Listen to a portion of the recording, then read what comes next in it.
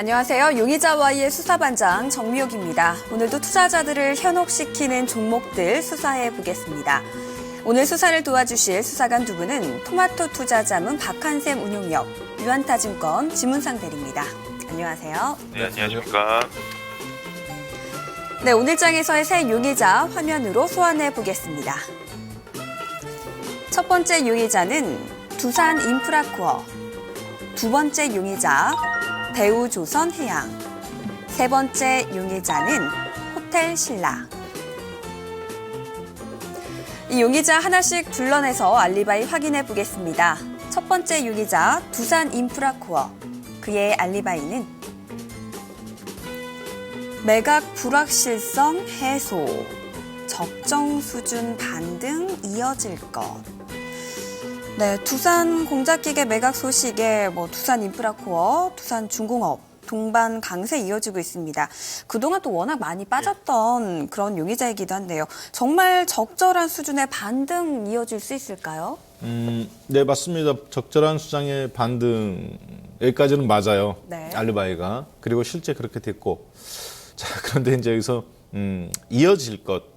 반등해서 여기서 이어지면 이제 상승인데, 네. 상승하느냐 안 하느냐의 부분이죠. 자, 그래서 우리 이제 좀 속된 용어이긴 한데, 약발이라고 그러죠. 두산 공작기계 이거 매각해서 한 이제 1조 원 돈 들어오는 거, 이 약발이 어디까지 갈 거냐. 정확하게 따지면은 1조 한 1,200억 정도 되는데, 약발이 어디까지 갈 거냐 하는 부분인데요. 약발이 이미 다 좀 받았다라고 좀 판단됩니다. 먼저, 그 이유를 한번 잠깐 보겠습니다. 그래서 저는, 위험인데 체포성 위험으로 좀 봅니다. 네. 증거 한번 보시죠. 먼저 그 첫 번째 증거로는, 공작기계 자산이 8,728억 원이에요.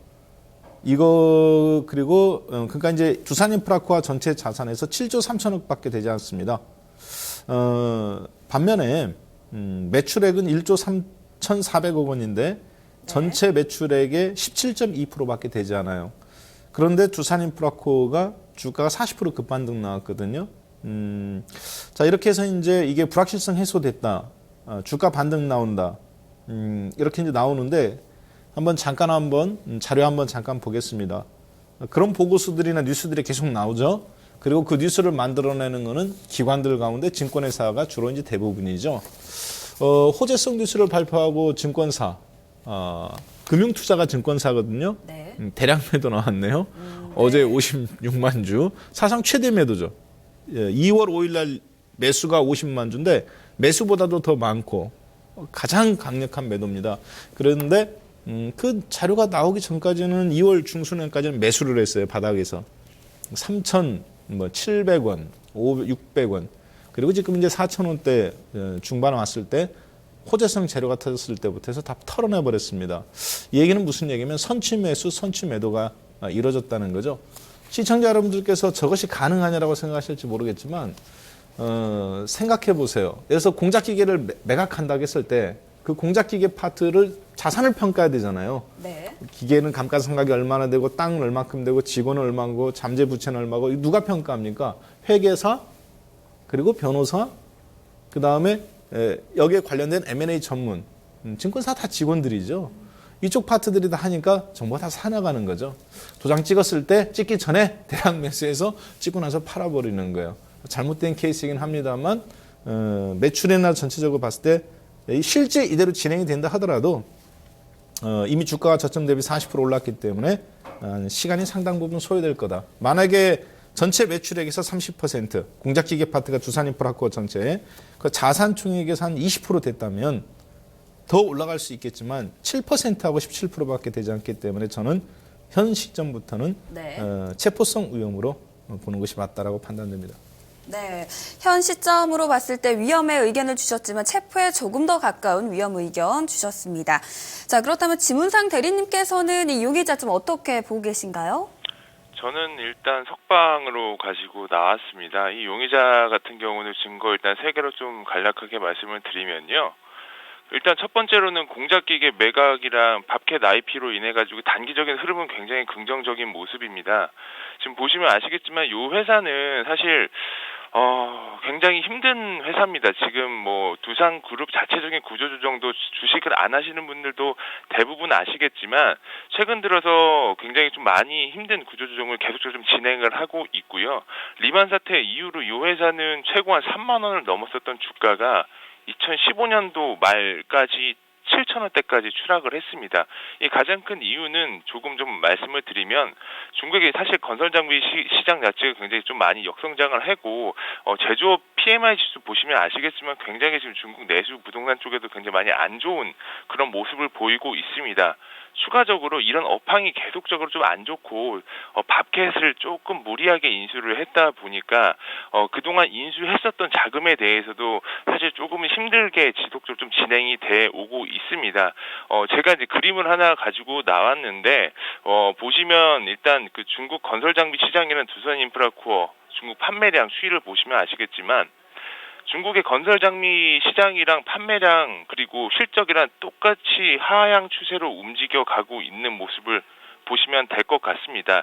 실질적으로 이 회사가 좋다라고 말씀을 드리기보다는 지금 현재 시점에서는 일정 부분 반등이 나오고 있는 부분은 이 가격대보다는 더 이상은 빠지지 않을 것이다라고 말씀을 드리는 게 정답인 것 같고요.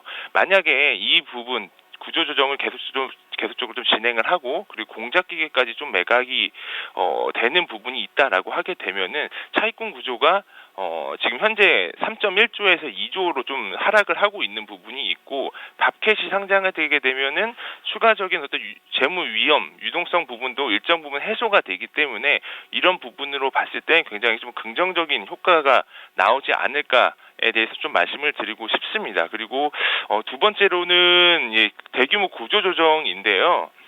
두 번째 지금 그림 가지고 오신 걸 좀 보여주시면 내용 자체적으로 보면은 두 번째 그림 보시면 두산 중공업 쪽이랑 두산 인프라코어 쪽 인원 감축을 굉장히 공격적으로 진행을 하고 있습니다. 뭐 언론에서도 굉장히 많이 얘기가 나왔었죠. 두산그룹의 어떤 그 CF 네이밍이랑 조금 다르게 움직이고 있는 그런 인력 구조 조정에 탓하고 있는 이런 부분이 있는데 실질적으로 뜯어보면은 사실 기업 입장에서는 어찌 됐던 간에 비용 절감을 공격적으로 하고 있는 부분이다라고 보시면 될 것 같아요. 그래서 2016년도는 인건비 절감만 한 1,000억 원 수준의 가량에 좀 진행이 될 거라고 얘기가 나와 있고요. 최근에 기관들 수급 보면은 아시겠지만 금융투자 쪽에서 매도가 나오지만 어제부터 투신 쪽에도 굉장히 공격적으로 매수가 나오고 있고 지금 일단 오늘 장에서도 투신 쪽에서도 공격적으로 매수 우위를 보이고 있음에 따라서 지금 현재 추세적으로는 굉장히 좋습니다. 다만 이 회사가 좋다라고는 말씀을 드리기보다는 최근에 코스피 시장 트렌드를 보면은 소외주들이 바스켓으로 계속적으로 좀 올라오고 있는 모습을 보이고 있습니다. 포스코가 일단 시작을 했고요. 그 외적으로 나오는 기업들이 한계 기업들입니다. 한계 기업들이 영속 기업으로 갈 수 있는 가능 전환성에 대해서도 투자 아이디어로 보시면 될 것 같다. 라고 말씀을 드리고 싶고 이 회사가 좋다라기보다는 바닥을 찍고 2016년도에는 실적이 일정 부분 올라갈 가능성이 높다라는 측면에서 석방 의견 드리도록 하겠습니다. 네, 두산 인프라코어 수사 결과 정리해 보겠습니다. 두 수사관의 의견이 조금 엇갈렸습니다. 일단 공작기계 매각과 밥캣 IPO로 인한 단기적인 흐름은 긍정적으로 평가가 되고 있습니다. 또한 대규모 구조조정을 통해 비용도 절감이 되고 있는데요. 이런 부분에선 좀 긍정적으로 석방의 의견이 제시가 되기도 했습니다. 하지만 이런 공작기계 매각 효과는 이미 모두 반영이 되어 있다. 그리고 반등 자체는 가능하지만 이미 저점 대비 40%가량 올라와 있기 때문에 이런 반등이 계속 이어질지는 의문이다. 이런 부분에서는 위험의 의견이 제시가 되기도 했습니다. 두산 인프라코어 위험과 석방 사이에서 위험으로 분류하겠습니다.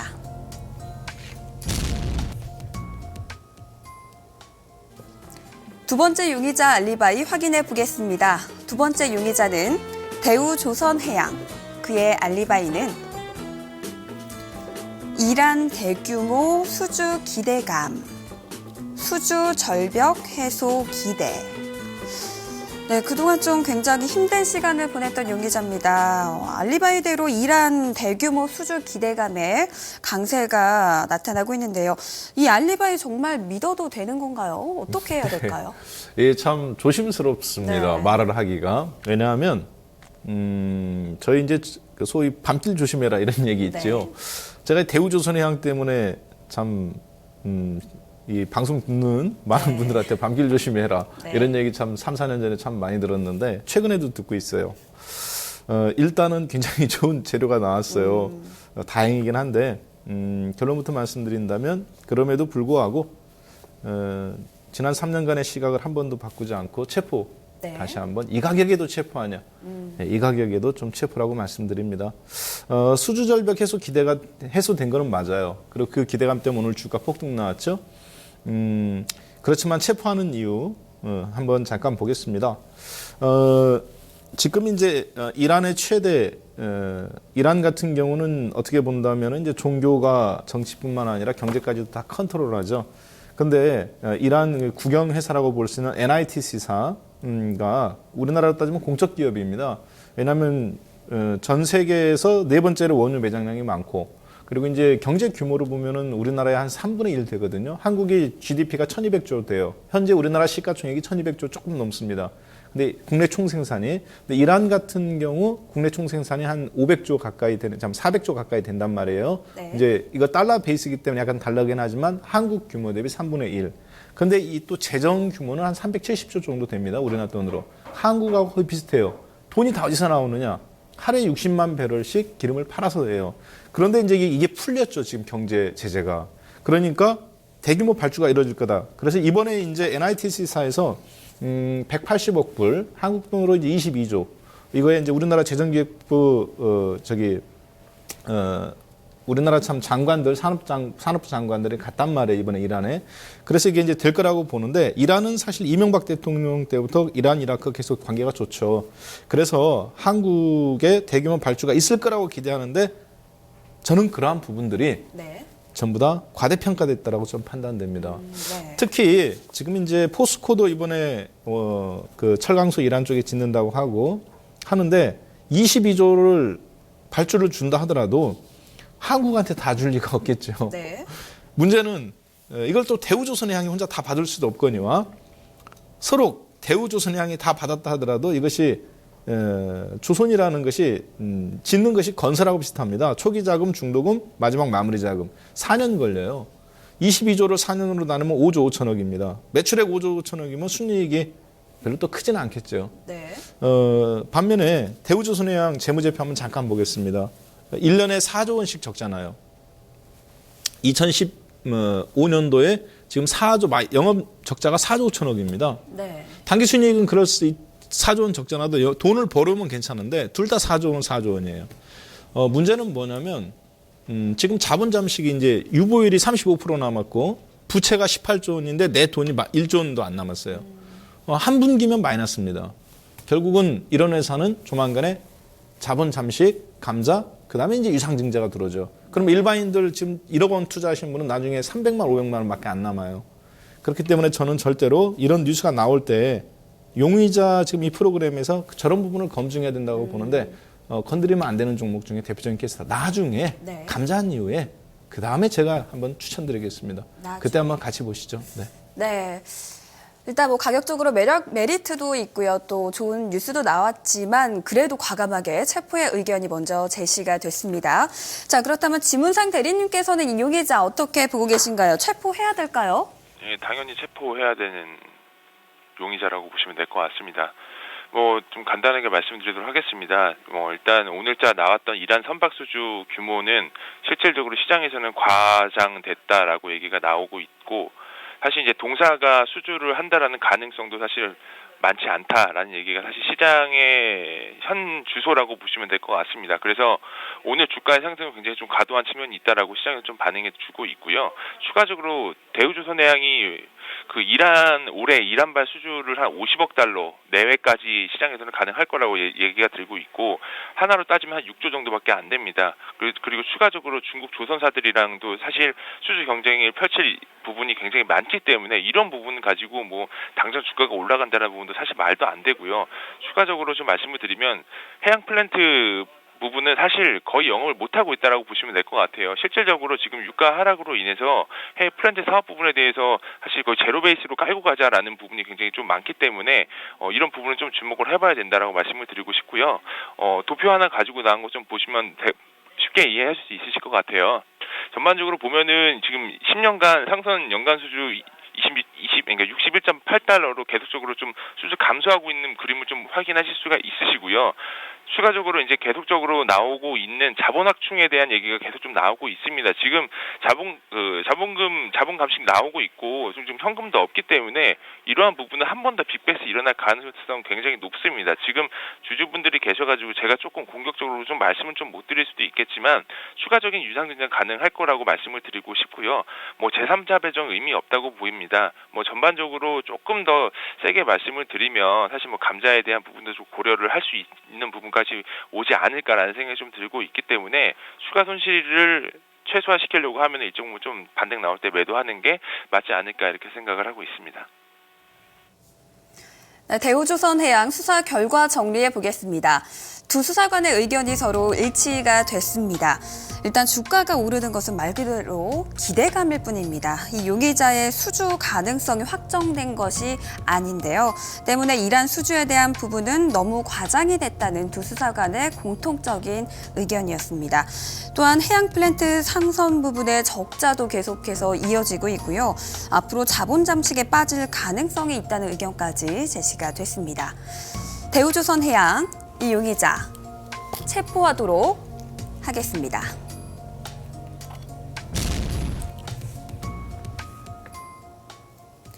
세 번째 용의자 알리바이 확인해 보겠습니다. 세 번째 용의자는 호텔 신라. 그의 알리바이는 중국 관광객 증가, 한옥 호텔 건립, 바닥 탈출 모멘텀. 네, 오늘 한옥 호텔 건립안이 승인이 되면서 호텔 신라 상승 흐름 이어지고 있습니다. 이 용의자가 주장하는 이 알리바이들이 정말 바닥 탈출의 모멘텀이 될 수 있을까요?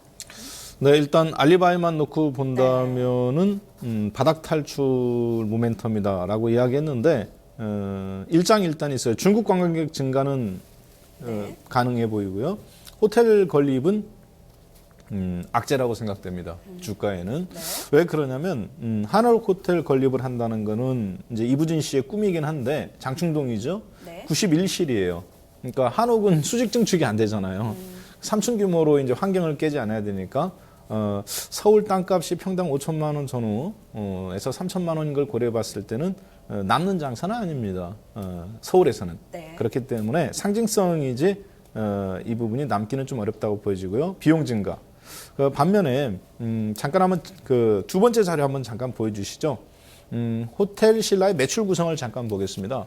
호텔 신라의 매출 구성을 보면 지금 이제 파란색으로 된 부분이 90%예요. 89.79%니까 호텔이니까 객실에서 돈이 나올 거라고 생각하는데 중국인 관광객 증가니까 그런데 객실에서 들어오는 돈은 없습니다. 90%가 어디서 들어오느냐? 수입 및 토산 상품. 이게 뭐냐? 면세점 제품이거든요. 그러니까 면세점 회사예요. 중국 관광객 증가해서 면세점 증가한다는 건데 그러니까 객실 증가하고는 아무런 상관이 없죠. 따라서 저런 매출 구성을 봤을 때 호텔 신라의 주가가 최근에 빠진 거는 다 이유가 있습니다.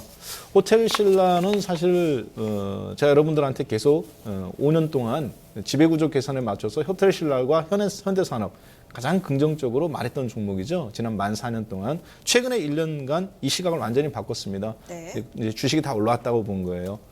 지금 가격 매력적이긴 합니다만 조금 강하게 이야기하면 좀 체포하도록 하겠습니다. 네.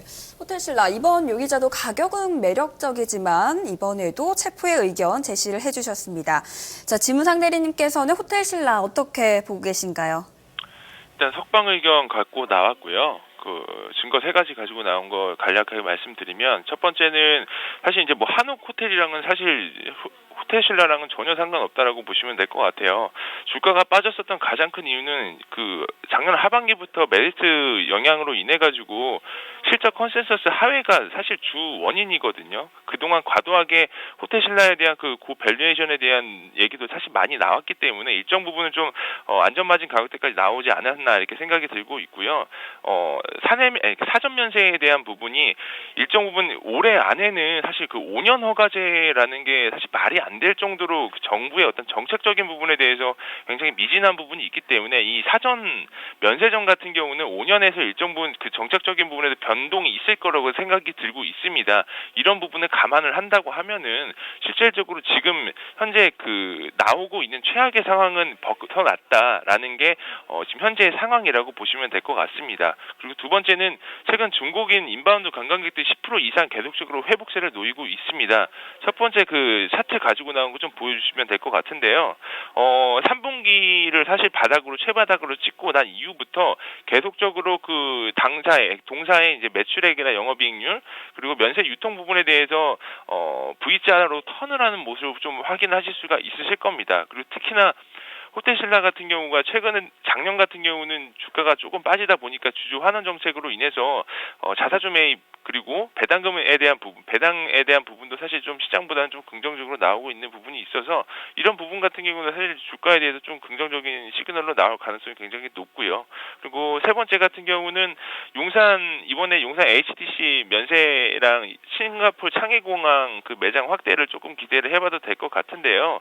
그러니까 재작년이었죠. 재작년부터 이제 창의공항에 대한 매출액과 영업이익률에 대한 부분이 조금은 시장에서 기대를 해봐도 된다라는 부분이 있는데 올해부터가 사실 매출액과 영업이익률 좀 턴어라운드가 충분히 될 수 있는 부분이 있기 때문에 지금 시장 자체적으로 보면 호텔신라가 굉장히 매력적이다라는 부분으로 석방 의견을 드는 건 아니고요.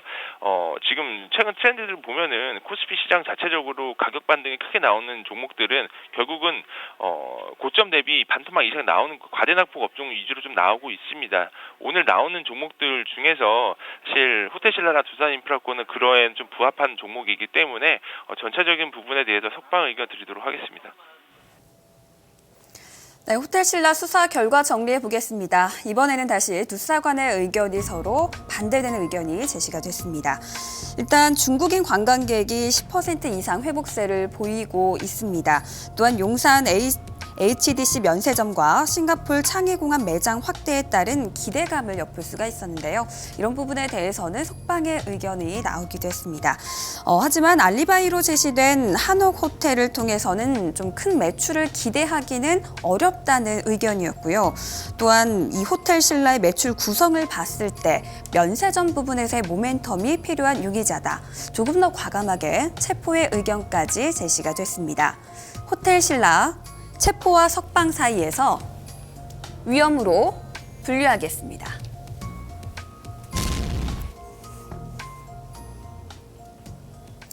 네, 오늘도 이렇게 3명의 용의자 알리바이를 확인해 봤습니다. 박한샘 운용정님께서는 아쉽게도 석방의 의견을 준 용의자가 없었고요. 지무상 대리님께서는 두산인프라코어 그리고 호텔신라 2명의 용의자 석방 의견 주셨는데요. 어떤 용의자가 조금 더 매력적으로 느껴지시나요? 두산인프라코어가 제일 좋을 것 같습니다. 일단 투자 아이디어로도 좀 보시면 최근에 포스코 같은 경우도 사실 4분기 실적 적자 나면서도 불구하고 시장에 사실 주도주를 입증을 하는 그런 계기를 계속 만들었던 가장 큰 이유는 내부적으로 이제 구조조정을 계속적으로 강하게 진행을 하고 있고요. 거기다가 본업까지 턴어라운드가 되는 부분이 있기 때문에 이러한 부분이 포스코가 상승했었던 가장 큰 요인이었던 것 같습니다. 근데 두산인프라코어 같은 경우는 이런 부분을 100% 다 부합하지 못한다 하더라도 기본적으로 이제 더 이상 나올 악재, 특히나 이제 채권 만기에 대한 부분은 더 이상은 좀 유동성 위기는 없다라는 부분과 구조조정 강하게 계속적으로 좀 진행하고 있는 부분은 포스코가 올라갈 수 있는 상승 요건과 부합하다라고 말씀을 드리고 싶기 때문에 매수가는 사실 지금 좀 가격대도 사실 괜찮다라고 말씀을 드리고 싶고요. 매수가는 한 4,850원대 말씀드리고 싶고 목표가는 한 6,000원, 그리고 손절가는 4,500원 정도 제시해드리도록 하겠습니다. 네, 용의자와의 오늘 수사 여기서 마치겠습니다. 저희는 내일 이 시간 또 다른 용의자를 수사해 보겠습니다. 고맙습니다.